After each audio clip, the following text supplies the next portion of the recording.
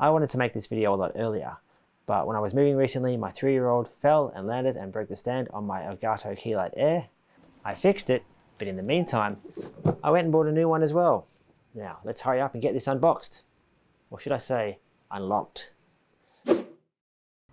Alright, so let's take a look at the Elgato Keylight Air's box, and first thing you'll notice are some energy ratings for the UK and Europe. You might not have these depending on where you buy yours from. Obviously I'm in Australia, but Amazon seems to have sourced their lights from the UK.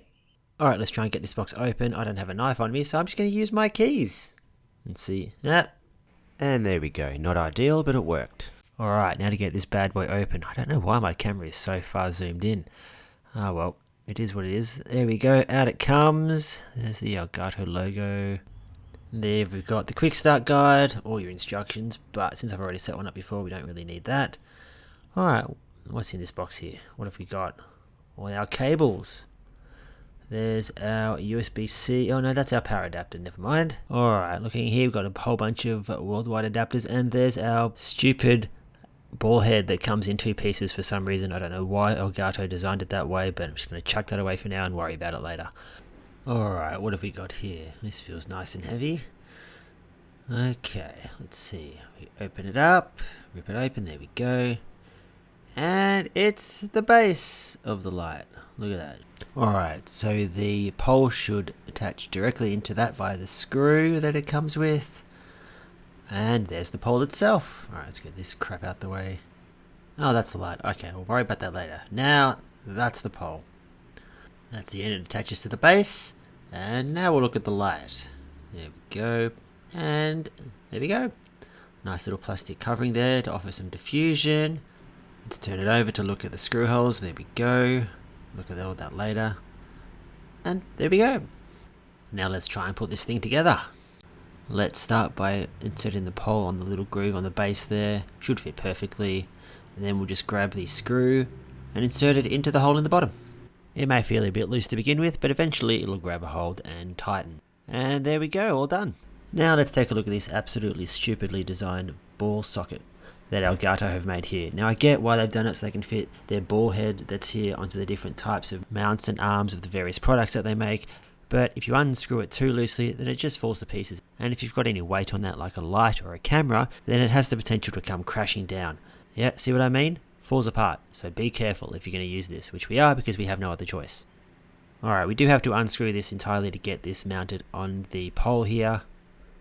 It's also not easy to actually screw on there because you've got to kind of hold the 2 ends together in place while you screw it in. But not so tightly though you can't fit the actual ball head in. See, I didn't have it loose enough, so I had to unscrew it and it came apart again. Luckily there wasn't anything on the other end that could have fallen off. Alright, there we go, almost got it. And it's in there. Now hold it in place while I screw it in. Nice and tight, although don't loosen it too much, otherwise it'll all fall apart again. Alright, let's screw the light onto the actual ball head here. Now there doesn't seem to be a lot of thread on there, so it does feel a bit loose, and it does make it a bit hard to screw in. And you will have to loosen the knob on the side of the ball mount socket just slightly, enough for the ball head to be able to rotate to screw in. And every time you want to adjust the tilt of the light head, you'll need to unscrew that ball mount again and risk the whole thing falling apart if you do it too loosely. So be careful. Alright, let's just put this thing in position here.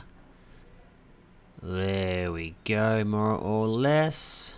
And plug the included 13 volt 2 amp power adapter into the back there. There is a groove in the back of the pole that's, I think, is meant to hold the cable in place, but good luck doing that without some sort of cable tie or something. It doesn't seem to come with the same clips that the master mount does, so it's not really very useful unless you've got your own.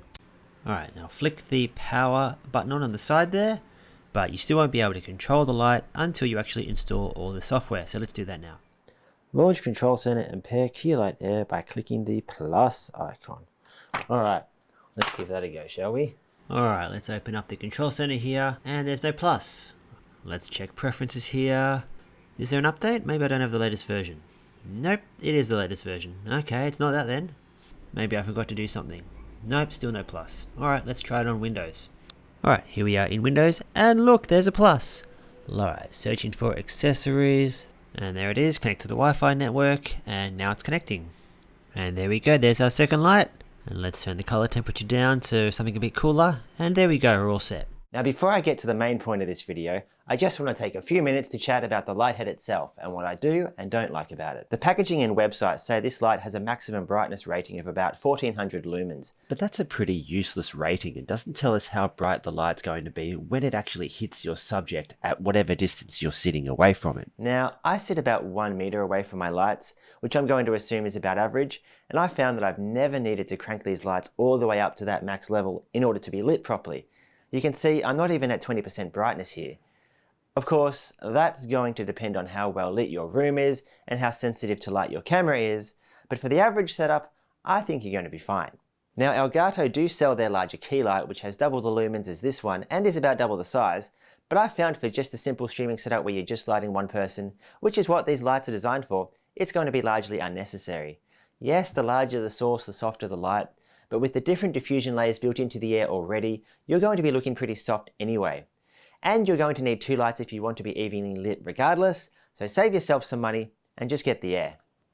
Now the Keylight Air doesn't have any physical controls, sans the power switch on the back, and I actually find this quite annoying that there's no alternative besides the app on either desktop or mobile. Now don't get me wrong, the app is great.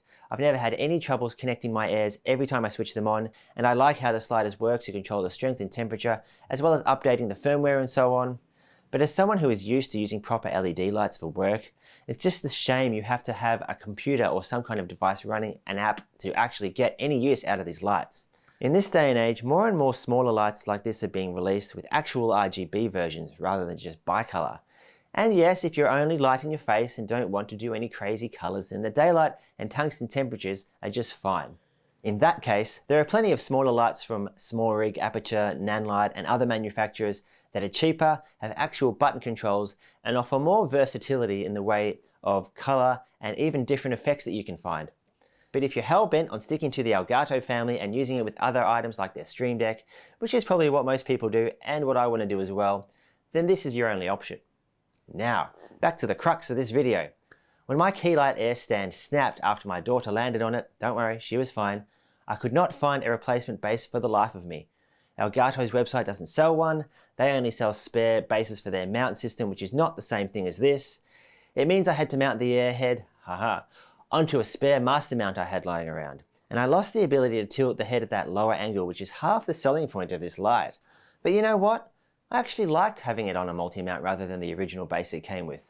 Mainly because the original base is huge and took up too much room on my desk, and while I wasn't able to tilt it down as far, I found the light spread was enough that I was lit well enough, it didn't really need to be tilted any further. So I ended up doing the same thing with my second Keylight Air as well. And now I have this weird looking light base that I don't know what to do with. So I guess my 3-year-old falling and breaking my light stand ended up being a good thing. Anyway, that's all I have to say about the Elgato Keylight Air. If you have any questions, leave them in the comments down below. Be nice. Otherwise, stay liked and subscribed to the channel to stay up to date on whenever I do another video. And I'll catch you later.